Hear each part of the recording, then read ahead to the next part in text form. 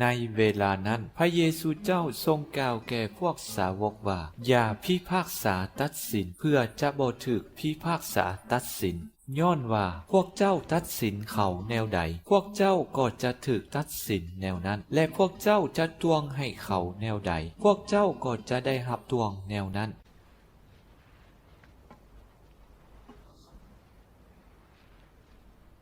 เป็นอย่างเจ้าจึงเห็นเฟืองที่อยู่ในตาของพี่น้องเจ้าแต่ไม่คือที่อยู่ในตาของเจ้าเองเจ้าก็บ่เห็นหรือว่าเมื่อเจ้ามีไม่คืออยู่ในตาของเจ้าเป็นอย่างเจ้าจึงเว้านำผู้อื่นว่าอย่าตีงค่อยจะเคลียเฟืองออกจากตาให้เจ้าคนเทียมใจบุญเอ่ยให้เอาไม่คือออกจากตาตัวเองก่อนเถิดแล้วจึงจะเห็นแจ้งเพื่อไปเคลียเฟืองออกจากตาพี่น้องเจ้าในเวลานั้นพระเยซูเจ้าทรงกล่าวแก่พวกลูกศิษย์ว่าอย่าเอาสิ่งศักดิ์สิทธิ์ทิ่มให้หมาอย่าโยนแก้วมุกดาให้หมูเป็นตาย่านว่ามันจะเหยียบทิ่มซื่อๆแล้วมันจะอวยหน้ามาจิกตัวพวกเจ้าเองด้วยเหตุนี้ทุกสิ่งที่พวกเจ้าปรารถนาให้ผู้อื่นกระทำต่อพวกเจ้าเองจงกระทำต่อผู้อื่นด้วยนี่แหละแม่นพระธรรมบัญญัติและคำประพาสกทั้งหมด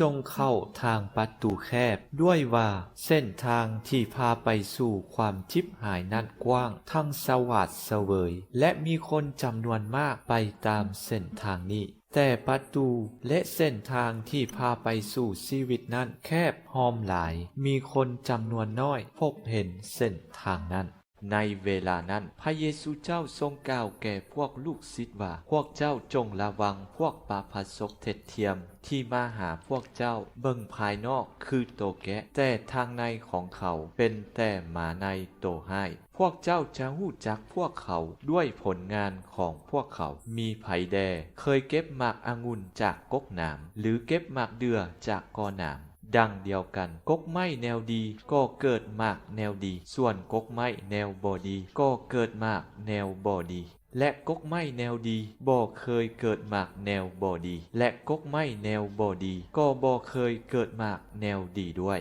กกไม้ใดบ่เกิดหมากแนวดีจะถูกปั้มลงและทิ่มใส่ไฟดังนี้แล้วพวกเจ้าจะหู้จักพวกเขาได้ก็ย้อนผลงานของพวกเขา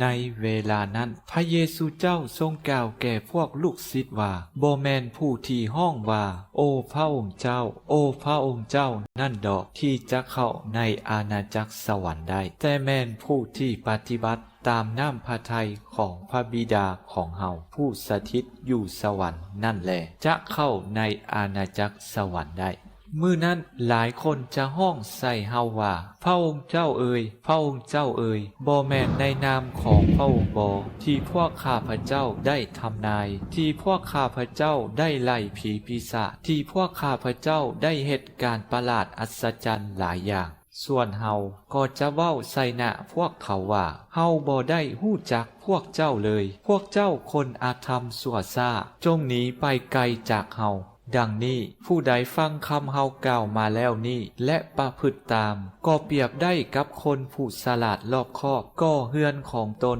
ใส่เทิงพลานหินฝนตกลงมาน้ำไหลเสาะลมพัดมาตีแต่เฮือนหลังนั้นก็บ่เฟือนบ่ล่มย้อนว่ามันมีหากอยู่เทิงพลานหินก้มกันข้ามผู้ใดฟังความเฮาหาก็กล่าวมานี้และบ่ปฏิบัติตามก็เปรียบคือคนเสียจิตที่ก่อเฮือนของตนใส่ดินทรายฝนตกลงมาน้ำไหลเสาะลมพัดมาตีเฮือนหลังนั้นและเฮือนนั้นก็เพไปมีการเสียหายอันใหญ่เมื่อพระเยซูเจ้าเทศสอนดังนั้นแล้วประชาชนเกิดมีความพิศวงงงเงิดอย่างใหญ่ในคำสั่งสอนของพระองค์ด้วยว่าพระองค์ทรงเทศสอนอย่างผู้มีสิทธิ์อำนาจบ่คือพวกอาจารย์พระคัมภีร์ของพวกเขาเลย